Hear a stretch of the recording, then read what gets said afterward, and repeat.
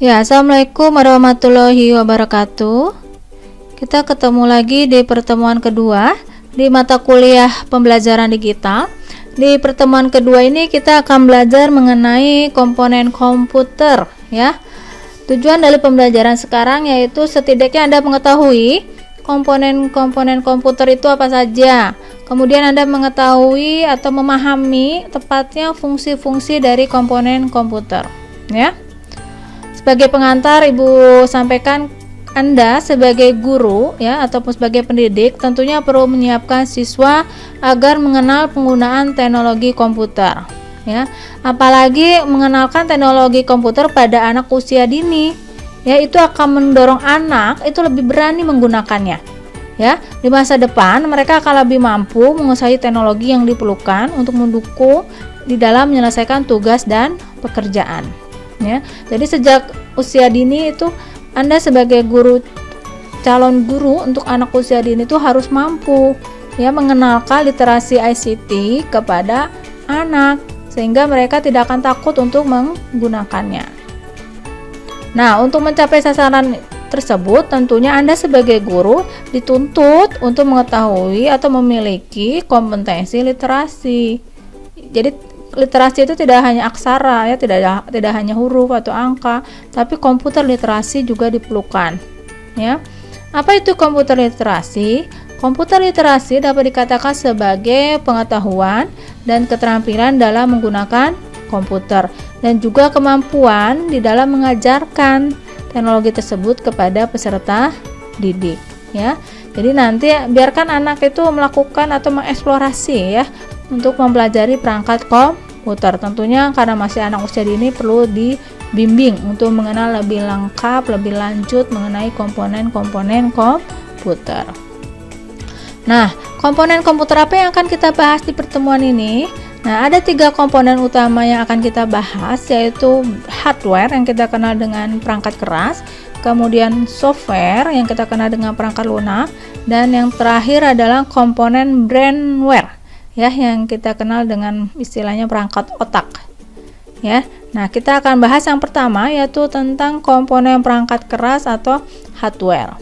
Nah, seperti yang Anda lihat di sini ada 5 komponen utama dari perangkat keras komputer, yaitu input device, kemudian ada storage device, ada process device, ada output device, dan ada peripheral device ya.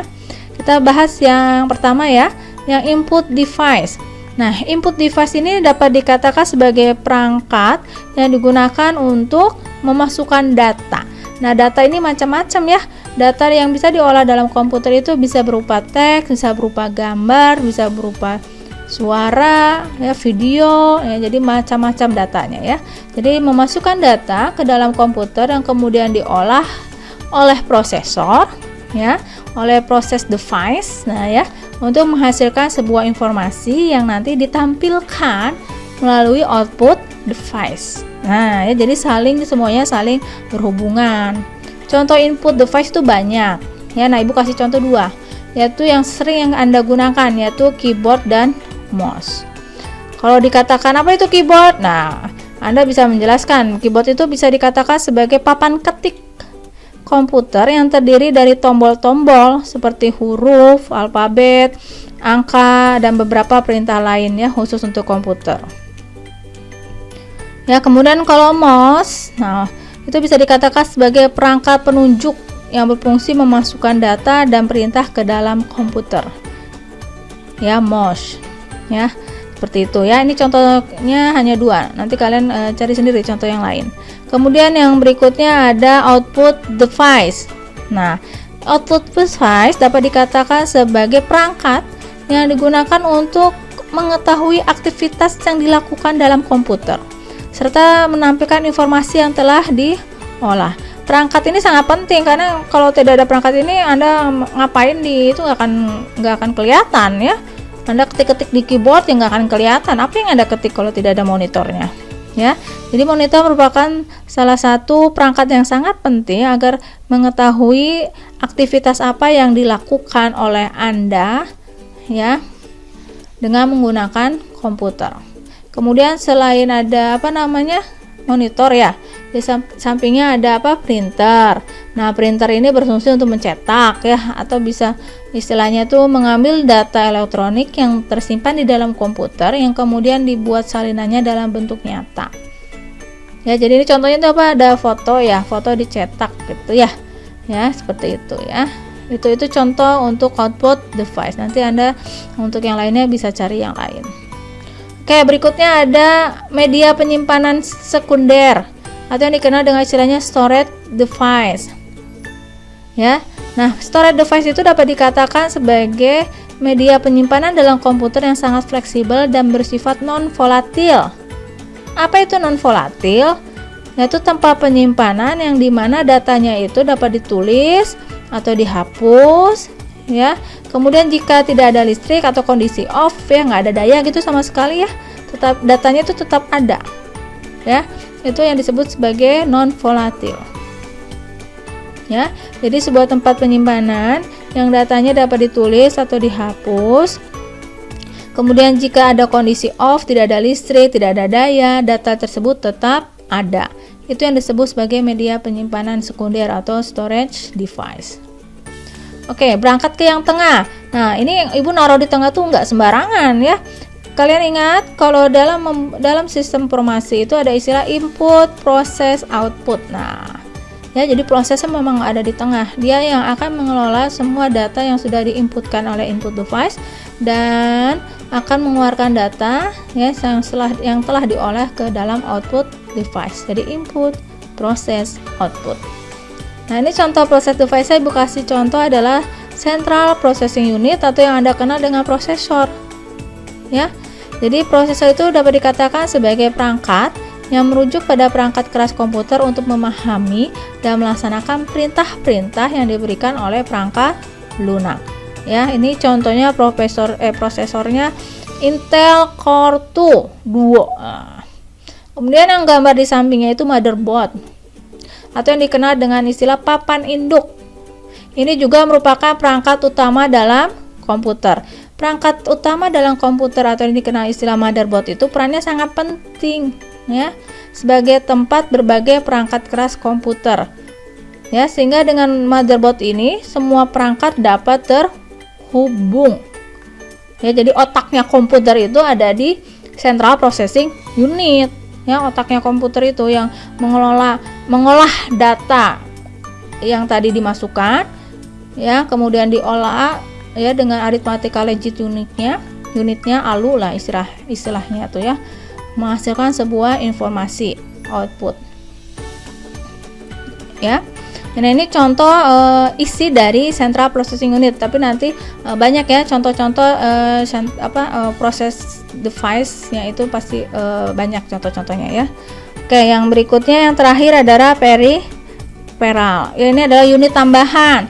Intinya namanya juga tambahan, kalau tidak ada juga tidak apa ya, tetap aja jalan komputer, namanya juga unit tambahan ya, jadi tidak pengaruh.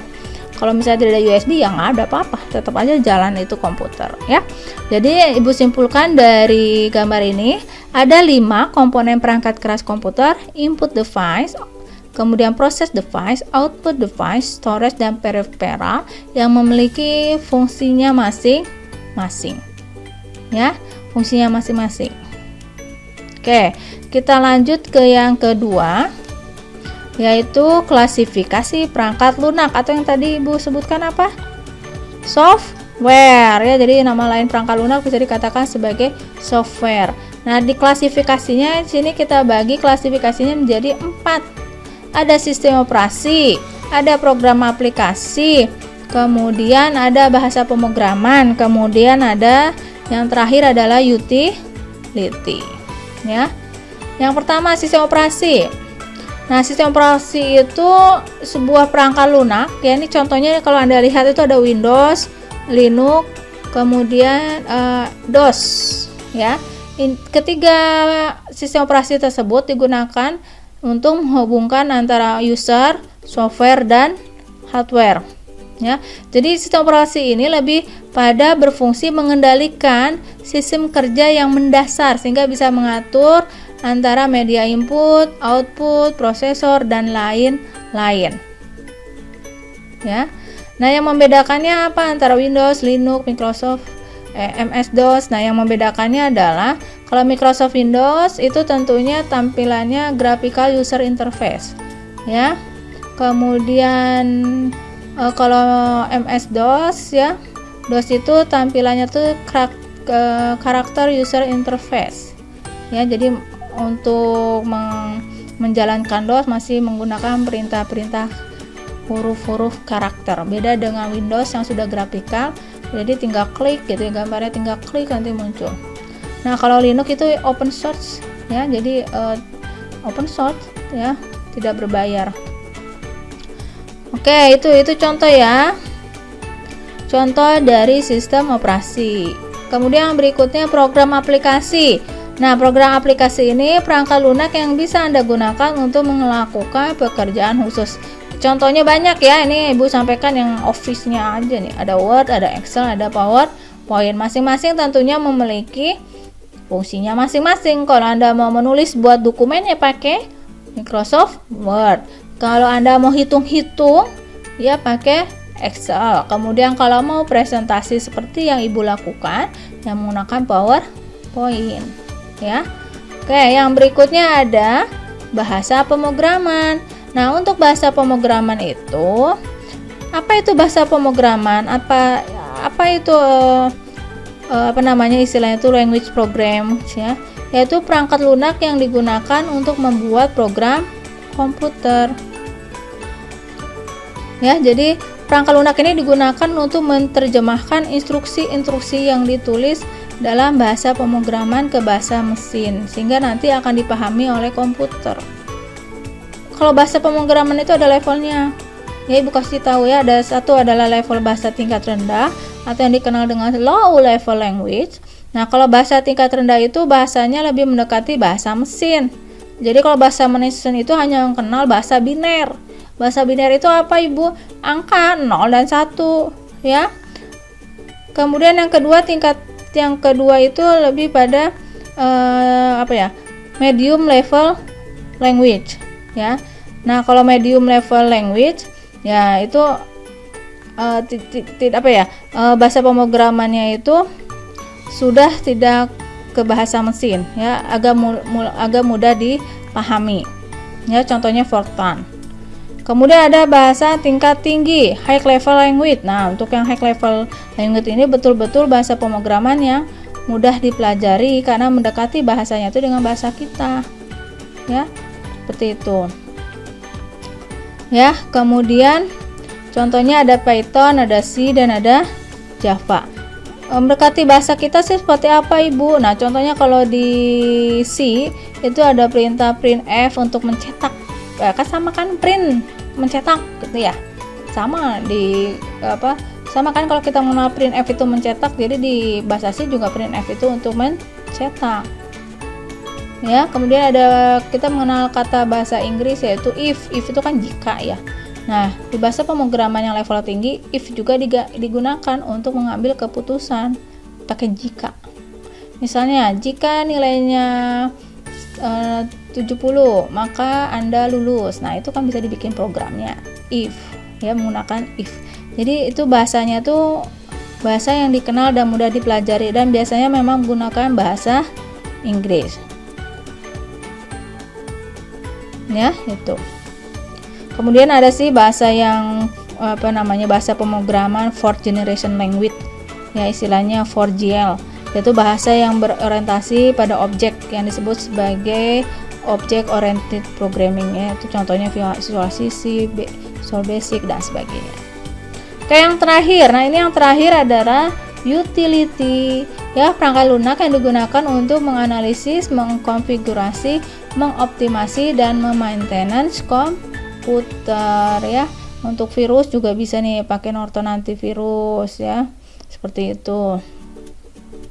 Kemudian ada WinRAR untuk mengkompres. Nah, itu adalah program-program utility ya. Jadi Anda perlu mengetahui bahwa klasifikasi perangkat lunak itu ada 4: sistem operasi, program aplikasi, bahasa pemrograman, utility. Oke, yang terakhir ya, komponen yang terakhir adalah brandware ya. Brainware, nah itu gambarnya gambar orang ya, iyalah ya, gambar orang ya. Jadi orang yang sering menggunakan atau juga mengoperasikan sebuah perangkat komputer. Kalian juga ya termasuk brainware karena menggunakan komputer. Nah, di sini Ibu kasih contoh aja, salah satu contoh jenis brainware. Ada programmer. Nah, programmer ini bertugas membuat aplikasi komputer sehingga nanti bisa memudahkan kinerja manusia. Kemudian ada operator. Nah, operator komputer ini bertanggung jawab dalam mengolah data biasanya ya, melalui sistem yang bisa berhubungan dengan komputer. Nah, itu operator komputer. Trainer ini lebih pada trainer kurs ya, kita juga apa ya, pengajar juga ya, bisa dikatakan trainer ya. Jadi memiliki pengetahuan ilmu lebih banyak dibanding yang lain dan biasanya bertanggung jawab untuk bisa mendidik atau mengajar di bidangnya, itu trainer. Kemudian ada graphic designer, yaitu brainware yang berpengetahuan di skill dunia desain grafis ya, yang membuat objek animasi. Nah, itu bisa. Database administrator, nah itu juga database. Nah, waktu kita belajar Microsoft Access ya, Anda bisa juga ya. Nah, itu salah satu contoh jenis brainware ya. Oke, nah ini salah satu contoh dari jenis brainware ya. Jadi ada berapa tadi? Ada 3 komponen utama ya di dalam komputer: perangkat keras, perangkat lunak, dan brainware. Masing-masing memiliki komponen-komponen yang fungsinya tentunya berbeda dengan yang lain. Nah, Anda harus paham ya tentang ketiga komponen tersebut biar nanti bisa disampaikan dengan bahasa Anda dan dikenalkan kepada anak usia dini ya, dengan dibimbing tentunya. Ya, mungkin itu yang bisa Ibu terangkan mengenai komponen-komponen komputer ya di pertemuan kedua ini. Baik, Ibu akhiri. Assalamualaikum warahmatullahi wabarakatuh.